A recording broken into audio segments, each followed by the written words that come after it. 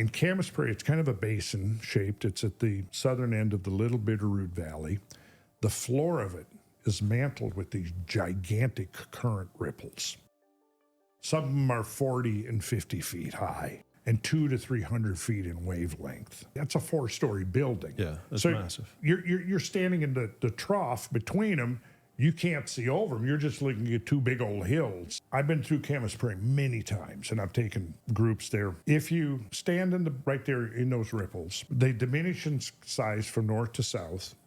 The basin is about 10 miles long. The ripples, they sort of diminish in size so that they can sort of taper out about 5 or 6 miles down from where they start. So they're higher in the north. They're larger in the north. They're higher in the north. Okay. Right. So, and the high water mark consistently was at 4,200 feet above sea level.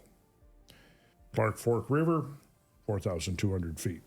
Camas Prairie, 4,200 feet. Bitterroot Valley, 4,200 feet. Missoula Basin, 4,200 feet. So there was this consistent high water mark, right? So now you could gauge the depth by simply working from 4,200 feet down. So in Camas Prairie, the floor of Camas Prairie is 2,800 feet above sea level. It's 5 miles wide. So you got to picture a river 5 miles wide, 1,400 feet deep. It's probably moving at between 50 and 60 miles an hour. Okay. And the other thing that became apparent later is that these flood flows were supercharged with countless icebergs, which is also part of important piece of information to figure out what actually happened. What happened in Palouse Falls, Washington? You see the falls. Well, when you're looking at this, and we're looking south here in this photograph, we're looking down what's called Palouse Canyon. This canyon here was not produced by that water flow, right? That water flow is a minuscule remnant of the water flow that cut this landscape. Now, when the flow first came through here, this canyon didn't exist. The water flow was on top, and it was probably 200, 300 feet deep.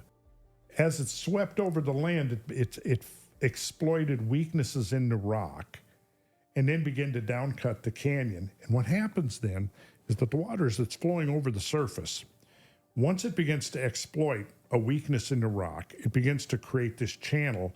The channel will then capture that water. And as it captures the water, the erosive potential of that flowing water increases enormously and then will quickly downcut. And so what you had here was a recessional cataract, it's called, because you have to picture that this entire landscape was submerged here at the peak of the flood. Then as the floodwaters began to decline, what you had happen was, first the uplands would be above the floodwaters, and then over a period of probably several weeks, the water levels finally declined. Once the taps got turned off, the water source for this is coming from the north. I think it's coming mostly out of Canada, but we can look at some maps. Anyway, so then the water finally declines, it drains away. Once there's no more ice to melt, right, the floods are over. See, because this is all meltwater from the ice sheets that were here to the north. Because here, see, now you got to get this picture. You've got this huge body of water entrained in the mountains of western Montana. You can see that this whole view here would have been initially, at the early stages of the flood, this entire view would have been submerged. And where the falls is now, if the flood had kept on, if the water had kept sourcing from the north, the cliff, which is the cataract wall, it migrates upstream. Does that make sense? Because as the water is pouring over, just like what's happening at Niagara Falls, but on a much, much slower rate. Sure, yeah. It's migrating upstream because the water is essentially, the shear force of the water is pulling and plucking the rock off of the cliff face, which causes it to recede. Sure. And that's exactly what's happening here. Okay. Now, zoom out, and I want you to the big picture. Let's zoom out, keep going, and let's see, pause right there. Okay, so now, if you go over to the right of Palouse Falls, you're going to see a cliff there. That was a shoreline. So at one point, that gave you the full width of the water flow. Okay. So it was spread out much wider until it became channelized. Right. At that point, the channel captured the water flow. Okay, now if you back out more, you'll see one of the classical scabland features. Keep going. And where on the west side? How far would it have gone to? So that was the whole, pretty much the whole landscape to the left would have been underwater. Underwater. Okay. Yeah. Okay. Now, back out even more, Ryan. Okay. Now you stop there. Do you see the darker areas surrounded by lighter areas? Yes. Okay. Those darker areas are scars, gigantic scars in the landscape. Okay. And before the floods, this entire basalt plateau was covered with a type of soil called loess. In some places, it was 200 to 300 feet deep, sitting on top of the basalt bedrock. When those floods came from the north, the first thing they did was they swept away the 200 to 300 feet of loess. And that would have been caused by millions of years of vegetation and just growth of forest or growth of... It was not forests. Okay. Because we're east of the Cascades. So this is a semi-arid environment. Okay. So it was deposition probably by wind. The origin of this type of soil is still very controversial. Okay. Gotcha. And it's worth a whole discussion in itself because it's very interesting stuff. Yeah. It's very fertile. Now, remember I said that the final floods of basalt were between 6 and 7 million years ago. So it's only post that the loess would have been accumulating on top. Okay. So now you'll see that the darker areas are places where the loess topsoil has been washed away to expose the darker basalt underneath. Like the bedrock. The bedrock, that's right. And yeah, Ryan is going right over the... And if you zoom in right where you're at, Ryan, where you were at with the... now go a little north, I'll stop there. Now you're going to see that there are islands of loess that would have been within the flows. Yeah, there we go. Those all would have been... That's higher elevation that just didn't get touched by the water. Well, initially it was submerged, but again, the thickness of that is a couple of 200 feet. Now, that's where I got when I said that the water was about 200 feet deep. It's because once it's gotten to the bedrock is about 200 feet lower than the original surface. Because look, you see against the horizon, you've got those truncated hills. Right. Okay, so that was a picture. Now we've got the bedrock exposed on the foreground. We've got the truncated hills, which is 200-foot thick loess topsoil. So what you actually have to visualize here is that this was like a huge river channel, and those were the banks of the river that we see over there against the horizon. For how long? How long was this on Well, the water? see, here's one of the interesting questions, and I'm guessing we're probably looking... See, there could have been multiple flows through here, but I think the primary flow was probably no more than a couple of weeks. Okay. And initially it would have been several 100 million cubic feet per second, and then that would have declined to whatever the modern Palouse River is now. And I'm assuming the mainstream thinks that it was a different timeline than a couple weeks? Well, there's the controversy because, and we get a little bit complicated, but so this was like the birth, really, of the ice dam idea, that there was this ice dam in northern Idaho, the lake backed up against it, the ice dam broke and the lake rushed out to the west, flowed over the basalt plateau of eastern Washington, ultimately confluing at the Columbia Gorge and flowing out. In fact, there's a gigantic boulder delta that the city of Portland is built on.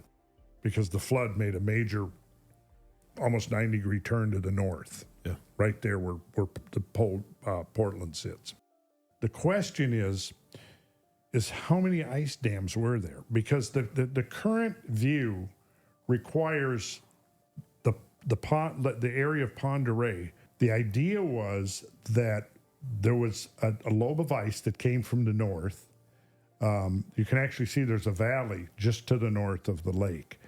And then, that's called the Purcell Trench. Then we come over to the right, and there's a river valley coming up from the southeast. That valley right there is the Clark Fork Valley. Somewhere in there, the water, now the high water mark, there again, still 4,200 feet. But the valley floor is at 2,100 feet. So the water there was 2,100 feet deep. And the position of Lake Pend Oreille, the theory is there was an ice glacier there, and that glacier held in the water. Okay. The glacier gave way, and all that water gushed out, and you can see it cut a channel that goes down to the south there. So the Lake Pend Oreille occupies like a huge flood cut channel. And right there, about where it says Lake Pend Oreille, it's over 1,100 feet deep, the lake basin. It's a complicated thing between what the mainstream view is and what my alternative view is. But you asked for a succinct explanation. So the model now is that it became apparent early on that a single draining of this lake could not explain the whole complex of features throughout the scablands. Sure. So the way around that was to begin amplifying the number. Gradualism again. Well, in a Almost, sense, yes. Yeah. So instead of one, Just over and over and over. it happened over and over and over again. For years and years and years. Yes. Yeah. Whereas, and so there what it became is the source of the floods were all, and I'm using air quotes here, Lake Missoula. Uh-huh. I don't agree with that. I think that the source of the floods was north of here in Canada. Now, was there water in those mountain basins of western Montana? Absolutely there was. Did it rise up to 4,200 feet? Absolutely it did. But I don't think that was the origin of the floods.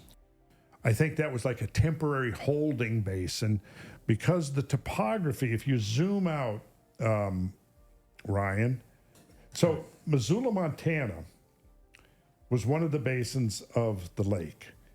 Now, at Missoula, Montana, the floor of the basin there where Missoula is right now is about 3,200 feet above sea level.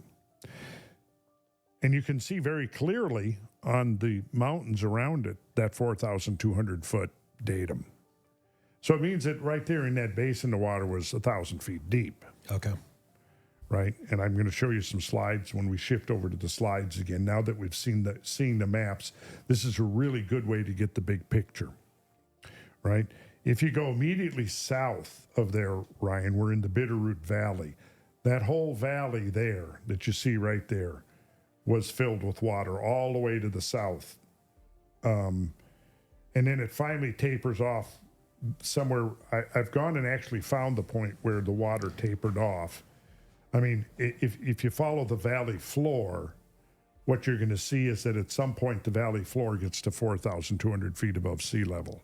And at that point, you're at the shore of the lake, right? So the difference now between the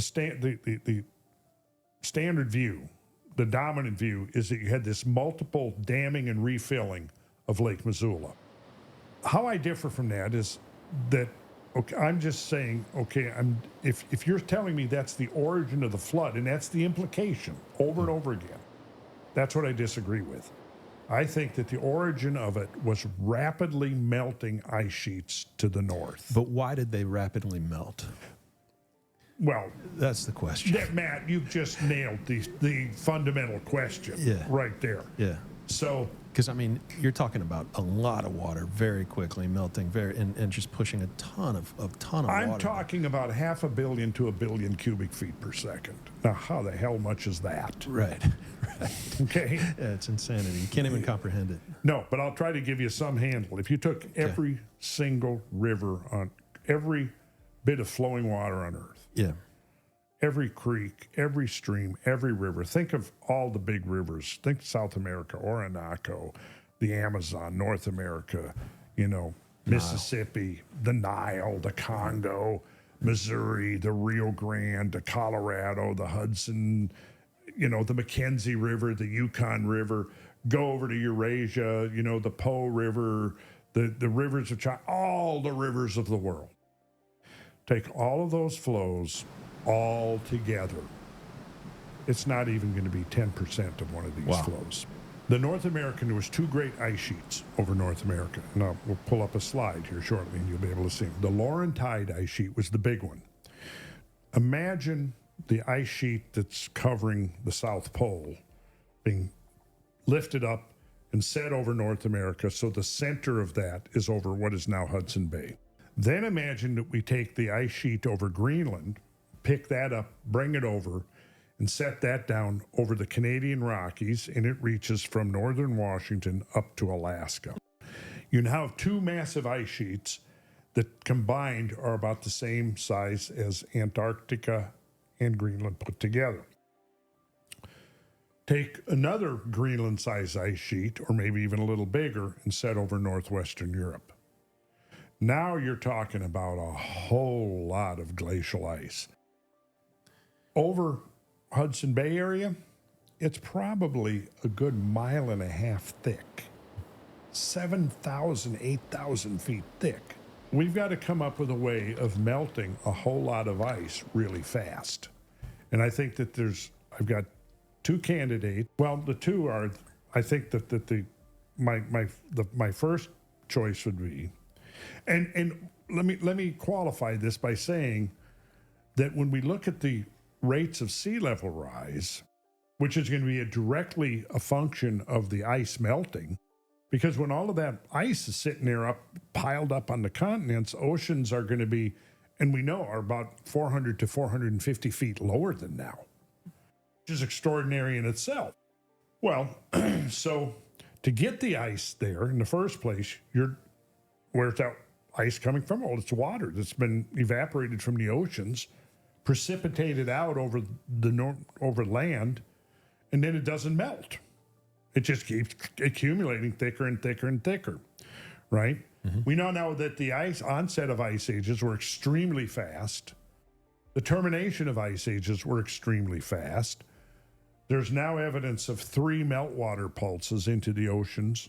So in other words, the rise of sea level from minus 400 to current level was not a smooth uniform. It was pulsed, and in fact, it probably stopped and maybe even reversed during the Younger Dryas. But there was meltwater pulse 1A, which is dated at 14.6. Then it appears that there was another very rapid melting associated with the lower Younger Dryas boundary that is usually described as the draining of Lake Agassiz. So there was huge floods down the Mississippi into the Gulf of Mexico to the south. To the north, there was huge floods up what is now the Mackenzie River Valley into the Arctic Ocean. And then there was a final meltwater pulse at 11,600 years ago. So what I would speculate is that there were 3 very large melting events interspersed with smaller meltings, but something would have had to have triggered. Right, each of the 3. Each of the 3. And potentially a different thing could have triggered each of the 3. Of the 3. Now, What could those things? My first candidate would have been a multi-impact event. Mm-hmm. Mm-hmm. And there is evidence from the lower Younger Dryas boundary that there was some type of impact event at just under 12,900 years ago. To an impact event to the ice itself? Well, see, that's the question. And I think that the answer to that is yes. I think that's what it's pointing us to. And, well, we're talking about scientific ideas here that were decades evolving, not just in my own mind, but in the minds of others. It's very hard to try to, compress that into a couple of hours. Now, if you and I were going to sit here and do 6 or 8 episodes, we could cover the gist of most of it. But so I think that to me, candidate number 1 impacts candidate number 2, the sun. Some of the stuff I've been researching now is interesting in that the infall of cometary mass into the chromosphere seems to be correlated with major instabilities in the sun, including coronal mass ejections and solar storms. Right. If that bears out, then where I would be going with this is I would be looking at an event that was much larger than simply, like right now, the models of whatever happened here are pretty much confined to within that region of the planet. Right. I think we might need to consider that we're looking at something that actually is as wide as the solar system itself.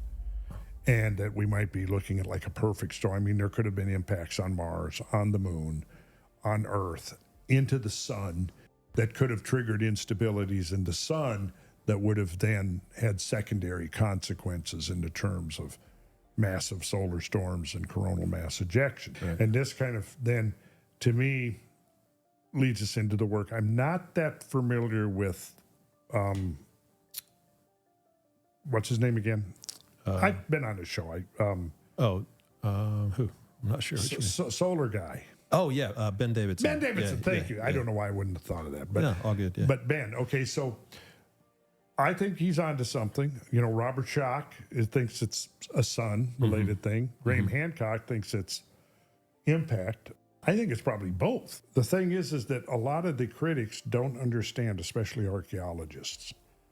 They don't really have a clue when we start talking about how extreme these remodeling events were to the surface of the Earth.